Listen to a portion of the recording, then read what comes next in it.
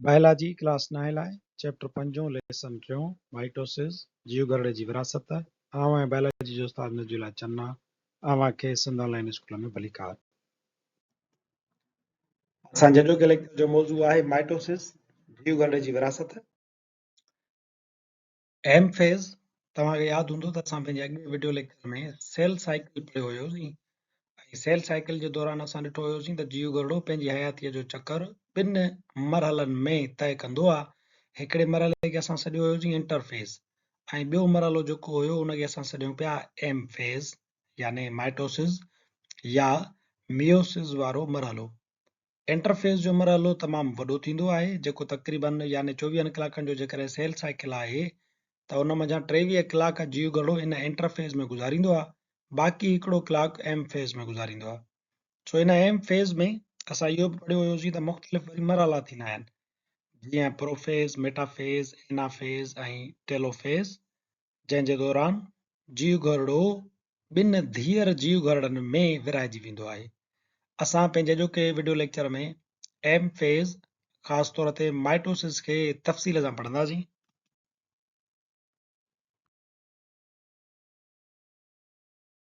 असां हाणे माइटोसिस खे तफ़सीली तौर ते सम्झूं था इन ॻाल्हि तव्हांखे यादि रखणु घुरिजे त माइटोसिस जीव घरड़े जी विरासत जो सेल डिवीजन जो अहिड़ो अमल आहे जंहिं मंझि जेकी डॉटर सेल्स पैदा थींदा उन्हनि में क्रोमोसोम्स जो ओतिरो ई तादाद हूंदो जेतिरो उन्हनि जे पेरेंट सेल में हूंदो आहे In this phase, a parent cell divides into two daughter cells in a way that the number of chromosomes in the daughter cells remains the same as in the parent cell. Mitosis वारे अमल जे दौरान ॿ धीअर जीव घरड़ा ॼमंदा ऐं उन्हनि धीअर जीव घरड़नि में क्रोमोसोम जो तादाद साॻियो ई हूंदो जेतिरो उन्हनि जे पेरेंट जीव घरड़े में मौजूदु हूंदो आहे Although mitosis is a continuous process, but for the study point of view, we can divide it into two phases, karyokinesis and cytokinesis. जेतोणीकि माइटोसिस वारो अमल हिकिड़ो मुसलसिल अमल आहे जीव घरड़ो जॾहिं धीअर जीव घरड़नि में विरहाइजंदो आहे त इहो हिकिड़ो बिना वक़्फ़े जे प्रोसेस आहे पर इनखे सवलाईअ सां सम्झण ख़ातिर असां ॿिनि मरहलनि में विरहायूं था नंबर पहिरियों मरहलो आहे कैरियोकिनेसिस यानी न्यूक्लियस जो विरहाइजणु ऐं ॿियो मरहलो आहे साइटोकिनेसिस यानी साइटोप्लाज़म जो विरहाइजणु मिसाल जे तौर ते माइटोसिस खे ॾिसो त पहिरियां तव्हांखे ही 4 नंढा मरहला नज़र ईंदा हूंदा इन माइटोसिस खे असां सेल डिवीजन चऊं था हाणे ही जेके 4 प्रोसेस आहिनि प्रोफेज़ मेटाफेज़ एनाफेज़ टेलोफेज़ इहे चारई गॾिजी करे हिकिड़ो मरहलो ठाहिनि था कैरियोकिनेसिस यानी न्यूक्लियस जो विरहाइजणु हिननि चइनी मरहलनि जे दौरान या कैरियोकिनेसिस जे दौरान जीव घरड़े जे मर्कज़ जे अंदरि ख़ासि तब्दीलियूं थींदियूं आहिनि ऐं उहो ॿिनि धीअर न्यूक्लियस में विरहाइजी वेंदो आहे इन खां बाद वरी पोइ लाज़मी तौर ते उन्हनि ॿिनि धीअर न्यूक्लियस खे वरी साइटोप्लाज़म बि घुरिजे सो कैरियोकिनेसिस खां पोइ ॿियो मरहलो थींदो साइटोकिनेसिस जो यानी हाणे वरी साइटोप्लाज़म पिणु ॿिनि हिसनि में विरहाइजंदो ऐं ॿिनि धीअर न्यूक्लियस जे चौधारी वेड़जी वेंदो ईअं ॿ धीअर जीव घरड़ा पैदा थींदा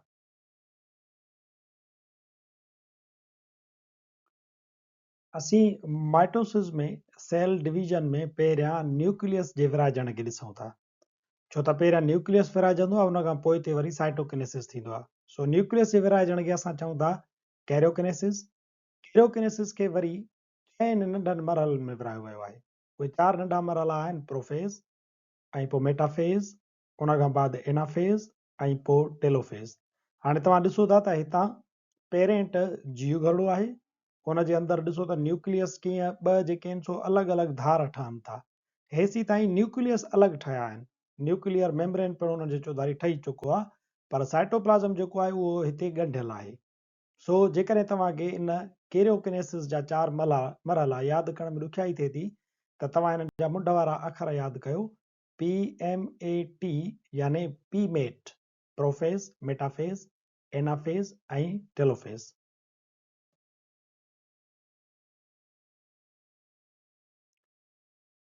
नंबर पहिरियों मरहलो आहे कैरियोकिनेसिस जो प्रोफेज़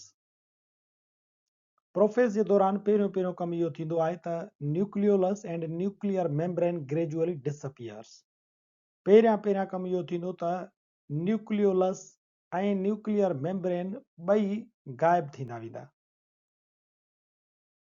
ॿियो कमु इहो थींदो त chromatin material condenses to form chromosomes with centromere attaching to sister chromatids in chromosome. Chromatin material तव्हांखे इहो मालूम आहे त पहिरियां न्यूक्लियस जे अंदरि जेको जीनियाती मादो हूंदो आहे उहो हिकिड़े उलझल धागे जी सूरत में मौजूदु हूंदो आहे। हिते तव्हांखे नज़र ईंदो हूंदो ऐं इहो आहिस्ते आहिस्ते घाटो थी करे कंडेंस थी करे क्रोमोसोम में तब्दील थी वियो ऐं क्रोमोसोम में अंदरि वरी पोइ उन्हनि खे विच ते हिकिड़े ख़ासि क़िस्म जी स्ट्रक्चर पैदा थींदी आहे जंहिंखे चइजे थो सेंट्रोमेयर। इहो सेंट्रोमेयर छा कंदो आहे, ॿिनि सिस्टर क्रोमेटिड्स खे ॻंढे मिलाए रखंदो आहे। सो प्रोफेज़ जे दौरान ही पहिरियां ॿ कम थियनि था त न्यूक्लियोलस जेको आहे उहो गायब थी वेंदो ऐं न्यूक्लियर मेम्ब्रेन जेका आहे उहा पिणु डिसअपियर थी वेंदी। इन खां बाद जेको क्रोमेटिन मटीरियल हुयो उलझियल धागे जी सूरत में उहो आहिस्ते आहिस्ते कंडेंस थी घाटो थी क्रोमोसोम जी शिकिल वठंदो एक्स टाइप ऐं उन्हनि में एक्स टाइप क्रोमोसोम में ॿ सिस्टर क्रोमेटिड्स हूंदियूं आहिनि जेकी जीनियाती तौर ते पाण में सिमिलर हुजनि, होमोलागस क्रोमोसोम हूंदो आहे। हाणे उन्हनि ॿिन्ही खे वरी मिलाइण जे लाइ विच ते हिकिड़ो अटैचमेंट पैदा थींदी आहे जंहिंखे असां चऊं था सेंट्रोमेयर।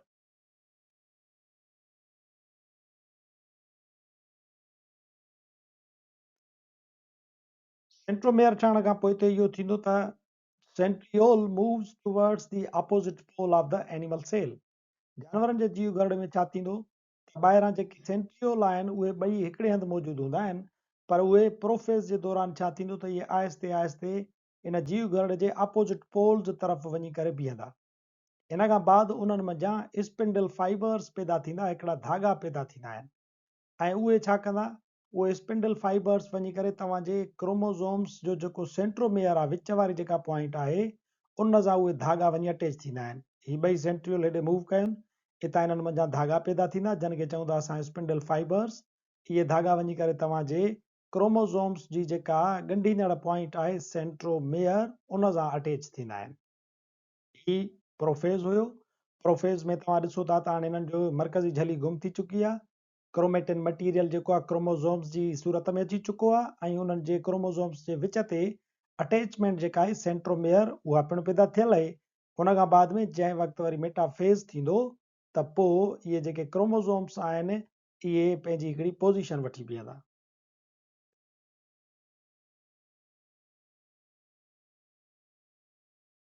प्रोफेज़ खां पोइ ॿियो मरहलो शुरू थींदो मेटाफेज़। पी मेट तव्हांखे यादि हूंदो,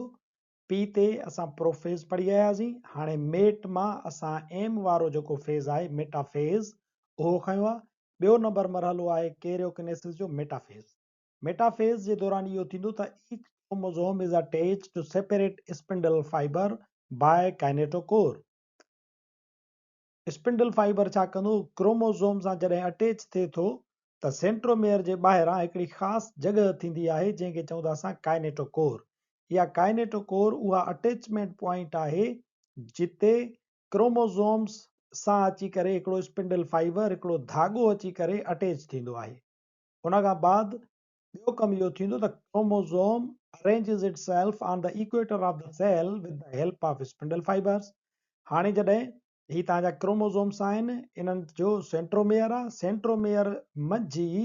हिकिड़ी ॿी अटैचमेंट पॉइंट लॻल हूंदी आहे जंहिंखे असां चऊं था काइनेटोकोर। इहा काइनेटोकोर वरी उहा अटैचमेंट पॉइंट आहे जेका स्पिंडल फाइबर सां ॻंढिजंदी आहे। स्पिंडल फाइबर्स छा कंदा, इन्हनि क्रोमोसोम्स खे लाइन अप कंदा, खते इस्तवा जेका जीव गर्भ जी आहे उते इन्हनि क्रोमोसोम्स खे सिधो करे हिकिड़ी कतार में बीहारींदा आहिनि। इहा कतार तव्हांखे मेटाफेज़ में नज़र ईंदी हूंदी त कीअं क्रोमोसोम्स जेके आहिनि उहे जीव गर्भ जी खते इस्तवा वटि सिधा बीठल आहिनि ऐं उन्हनि जे काइनेटोकोर जेको आहे उहो स्पिंडल फाइबर सां अटैच थियल आहे। हिकिड़ी क्रोमेटिड सिस्टर हिकिड़े सेंट्रियोल सां ऐं ॿी क्रोमेटिड सिस्टर वरी ॿिए सेंट्रियोल सां अटैच आहे।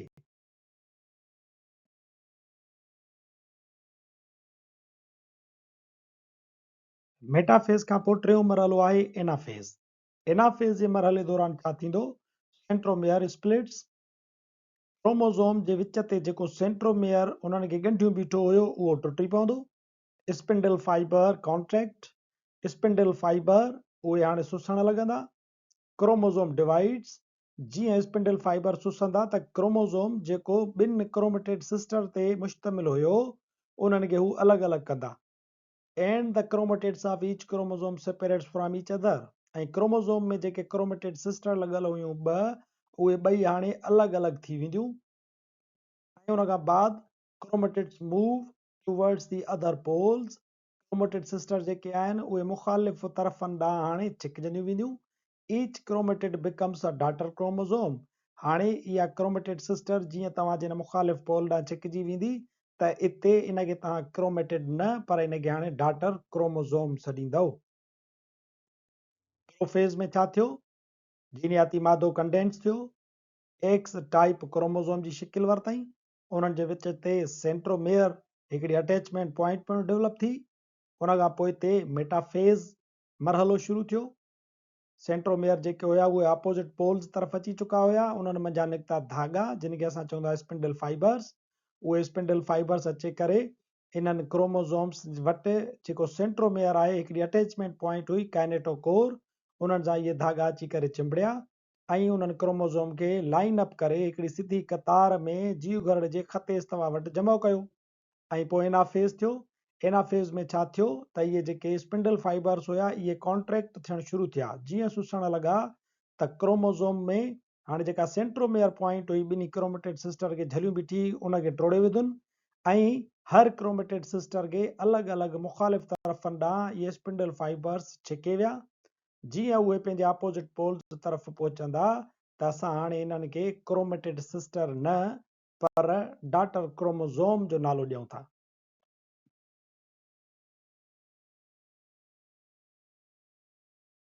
आख़िरी फेज़ आहे टेलोफेज़ टेलोफेज़ जे दौरान छा थींदो each pole receives the same number of chromosomes as were present in the parent cell हाणे हर हिकु पोल तरफ़ तव्हां ॾिसंदव त क्रोमोज़ोम्स जो ओतिरो ई तादाद अची पहुतो आहे जेतिरो पेरेंट सेल में मौजूदु हुयो the nuclear membrane is reformed around each set of chromosomes हाणे इन्हनि क्रोमोज़ोम्स जे चौधारी वरी साॻियो ई न्यूक्लियर मेम्ब्रेन ठहणु लॻंदी जेका प्रोफेज़ में गुम थी हुई उहा हिते वापसि हाणे ठहणु लॻंदी ऐं गॉल्जी बॉडीज़ या अहिड़े क़िस्म जा ॿिया मादा जेकी प्रोफेज़ में गाइब थिया हुया उहे पिणु हाणे अंदरि इन में न्यूक्लियस में ठहणु लॻंदा न्यूक्लियस हाणे असां इन लाइ था चऊं छो त हिते न्यूक्लियर मेम्ब्रेन डेवलप थी चुकी आहे क्रोमोज़ोम्स उन जे अंदरि मौजूदु आहिनि In this way, two daughter nuclei formed in each cell. इन तरीक़े सां हाणे ॿ डाटर न्यूक्लिया जेके आहिनि उहे ठही चुका आहिनि डाटर न्यूक्लिया त ठही चुका आहिनि पर उन्हनि जे ॿाहिरां साइटोप्लाज़म जेको आहे उहो अटैच्ड आहे हिते टेलोफेज़ वटि असांजो कैरियोकिनेसिस वारो मरहलो ख़तमु थिए थो यानी मर्कज़ जेके आहिनि उहे ॿ ठही चुका आहिनि इन खां बाद शुरू थींदो साइटोकिनेसिस वारो अमल यानी साइटोप्लाज़म जो हिननि डाटर यानी धीअर जीव घरनि जे चौधारी ठहण वारो मरहलो कैरियोकिनेसिस यानी न्यूक्लियस जे ॿिनि धीअर न्यूक्लियस में विरहाइजण वारे अमल खां पोइ हिते साइटोकिनेसिस जो अमल शुरू थींदो आहे असांजी जेको सेल डिवीजन आहे उहा इन्हनि ॿिनि मरहलनि ते मुश्तमिल आहे कैरियोकिनेसिस मर्कज़ जो विरहाइजण ऐं पोइ वरी cytokinesis In animal cell membrane moves inward to separate cytoplasm to produce two new daughter cells. जानवरनि जे जीव घरड़े में सिर्फ़ हूंदी आहे सेल मेम्ब्रेन उहा सेल मेम्ब्रेन जीअं अंदरि ॿ धीअर न्यूक्लियस ठही वेंदा त उहा सेल मेम्ब्रेन पिणु उन्हनि न्यूक्लियस जे चौधारी अलॻि अलॻि थींदी वेंदी वेठजंदी वेंदी हाणे जीअं ई उहा इनवर्ड मूव थींदी वेंदी ऐं उहो ॿिनि धीअर न्यूक्लियस जे चौधारी वेठजी वेंदी त ॿ नवां धीअर जीव घरड़ा पैदा थी पवंदा पर ॿूटनि जे अंदरि कमु थोरो मुख़्तलिफ़ थींदो आहे छो त प्लांट सेल्स जे अंदरि सेल मेम्ब्रेन जे ॿाहिरां सेल वाल पिणु मौजूदु हूंदी आहे हाणे सेल वाल जेका आहे उहा अंदरि इनवर्ड मूव कोन थींदी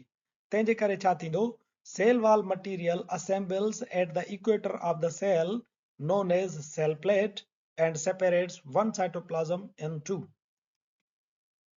ॿूटनि जे जीव घरड़े में छा थींदो अंदरां ई अंदरां ॿिनि न्यूक्लियस जे विच ते हिकिड़ो सेल वाल जो मटीरियल असेंबल थियणु शुरू थींदो ऐं उहो आउटवर्ड मूव कंदो ॿाहिरि तरफ़ मूव कंदो आहिस्ते आहिस्ते उहो वञी करे ॿाहिरीं सेल वाल ऐं सेल मेम्ब्रेन सां मिलंदो इन जेको सेल वाल जो मटीरियल अंदरां असेंबल थियो आहे इन खे सॾिजे थो सेल प्लेट इहा सेल प्लेट जीअं तामीर थी मुकमल थींदी त पोइ तव्हांजा जेके ॿ धीअर जीव घरड़ा आहिनि उहे अलॻि थी पवंदा। इन तरीक़े सां ॿूटनि जे अंदरि साइटोकिनेसिस जो अमल थींदो आहे। Significance of mitosis. माइटोसिस जी अहमियत छा आहे? Mitosis plays an important role in the life of an organism.